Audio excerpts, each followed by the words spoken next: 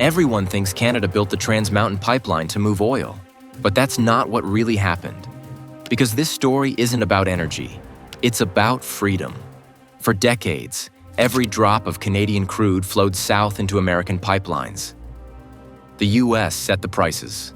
The US took the profits. And Canada?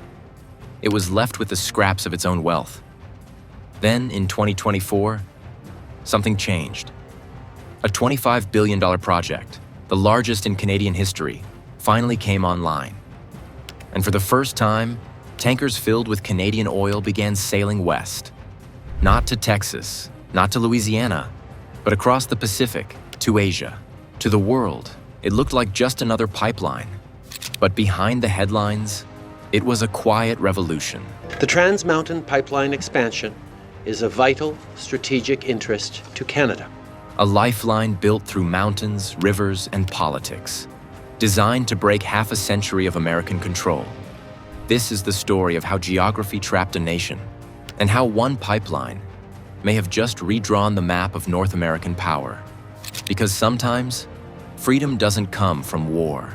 It comes from steel, oil, and 1,150 kilometers of determination. A country trapped by geography. For most of its modern history, Canada's oil industry had only one direction it could go: south.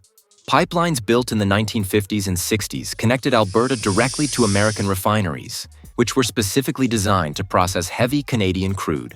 For decades, that system worked.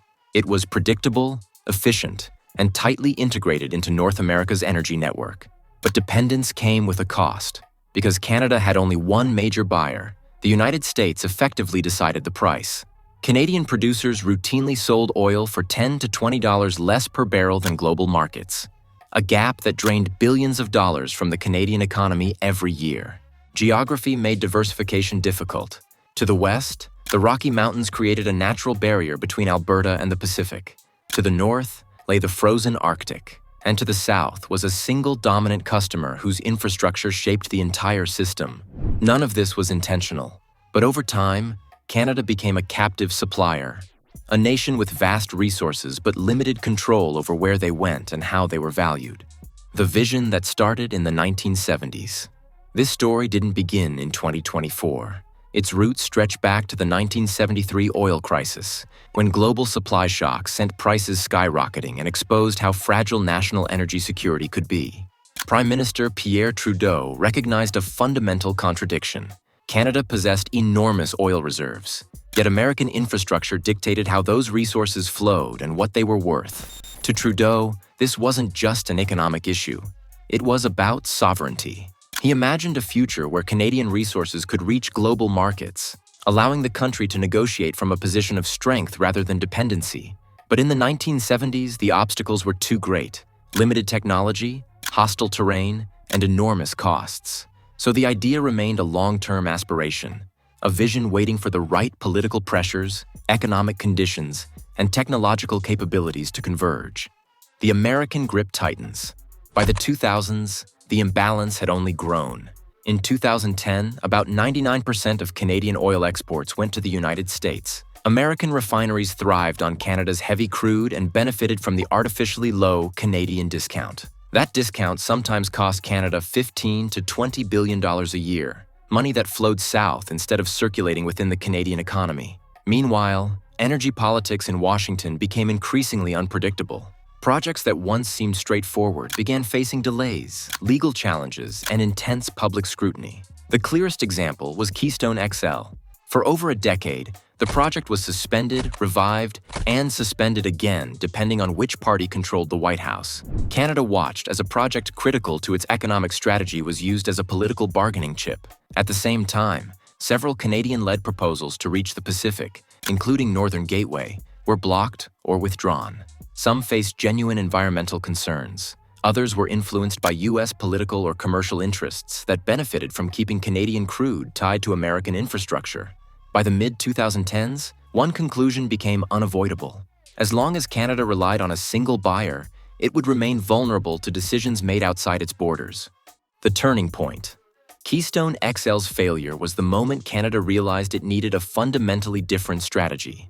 While the US debated pipeline politics, Asia's demand for reliable crude surged. China, Japan, South Korea, and India were all searching for long-term suppliers and were willing to pay full market prices. But Canada couldn't reach them. There was no high-capacity route to the Pacific, and existing pipelines were already running at full capacity. Without access to global buyers, Canada lacked leverage, flexibility, and economic independence. This pressure forced a strategic pivot. Instead of waiting for American approval, Canada would build the infrastructure needed to look outward, not just south. That decision led to the most ambitious energy project in the country's history, the Great Gamble. The original Trans Mountain Pipeline, built in 1953, provided a narrow path to the Pacific, but at only 300,000 barrels per day, it was too small to serve as a true global export route. The solution was the Trans Mountain Expansion, a second parallel pipeline that would triple capacity to 890,000 barrels per day. The idea was simple, but the execution was anything but. The route crossed some of the hardest terrain in Canada: the Rocky Mountains, deep river valleys, dense cities, and more than 1,400 waterways. Each segment demanded specialized construction techniques: tunneling through solid rock, drilling beneath rivers, reinforcing unstable terrain susceptible to landslides, and coordinating massive urban work zones. One of the most challenging sections was the 2.6-kilometer tunnel under Burnaby Mountain, which took more than 3 years to complete. At the coastline, the West Ridge Marine Terminal required a full rebuild to support modern tankers.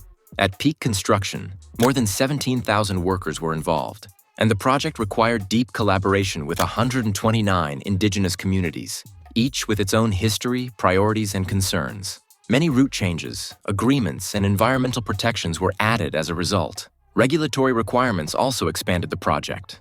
Wildlife corridors, salmon habitat restoration, marine safety upgrades, and world-class spill response infrastructure added billions to the final price. Then came the crisis. By 2018, delays and uncertainty pushed Kinder Morgan, the private owner, to consider abandoning the project. Without decisive action, the expansion would collapse. That's when Canada stepped in.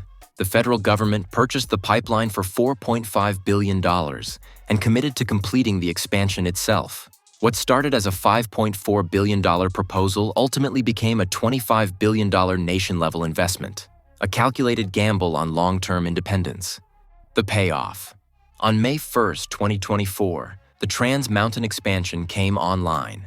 A few weeks later, the first tanker, the Dubai Angel, departed Vancouver carrying 550,000 barrels of Alberta crude directly to Asia. For the first time, Canada wasn't forced to sell its oil solely to the United States. That shift immediately began reducing the Canadian discount, allowing producers to negotiate closer to world prices. Asian markets responded quickly.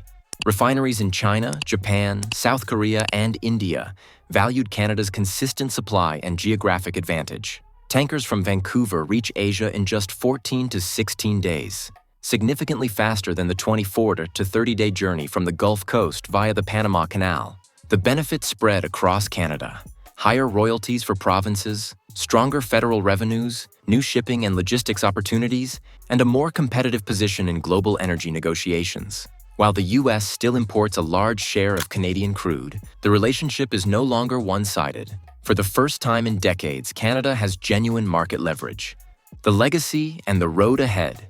The Trans Mountain Expansion represents a structural change in Canada's energy future. By creating a secure path to the Pacific, the country has reduced its dependence on a single buyer and gained the ability to compete globally. This doesn't eliminate risks. Asia's energy demand could shift, global markets may evolve, and environmental and indigenous considerations will continue shaping Canada's decisions. Diversification solves one problem but introduces new complexities.